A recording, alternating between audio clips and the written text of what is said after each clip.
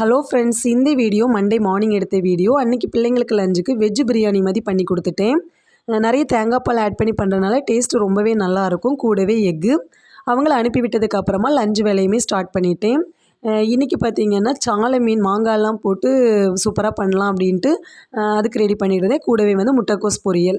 முட்டைக்கோஸ் வந்து பார்த்திங்கன்னா நான் ரொம்ப வாங்கவே மாட்டேன். எனக்கு இது கட் பண்ணுறது வந்து அந்தளவு பிடிக்காது. இது வந்துட்டு அம்மா அன்னைக்கு கொண்டு வந்திருந்தாங்க. அதனால் இதில் வந்துட்டு ஒரு பாதி எடுத்து கட் பண்ணி கூட்டு வச்சிடலாம் அப்படின்ட்டு அதுக்கு வந்து ரெடி பண்ணிகிட்டு இருந்தேன். அப்புறம் கழுவி வச்சுருந்த பாத்திரம் எல்லாத்தையுமே எடுத்து அதையுமே வந்துட்டு அடுக்கிட்டேன்.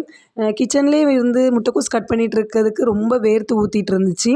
அதனால் ஹாலில் போய் உட்காந்து கொஞ்சம் நேரம் கட் பண்ணலாம் ஃபேனில் உட்காந்து அப்படின்ட்டு அங்கே போயிட்டேன். அங்கே போயிட்டு இங்கே வரும்போது பார்த்திங்கன்னா சாப்பாடு தண்ணியெல்லாம் கொதித்து கீழே சிந்திட்டு அதுக்கப்புறமா மீன் குழம்புமே ரெடி ஆகிட்டு ஃபைனலாக கருவேப்பிலை தூவி அதையும் இறக்கிட்டு ஃபஸ்ட்டு வேலையாக அடுப்பை க்ளீன் பண்ணிவிட்டு அதுக்கப்புறமா தான் முட்டைக்கோஸ் பொரியல் வந்துட்டு பண்ண ஆரம்பித்தேன்.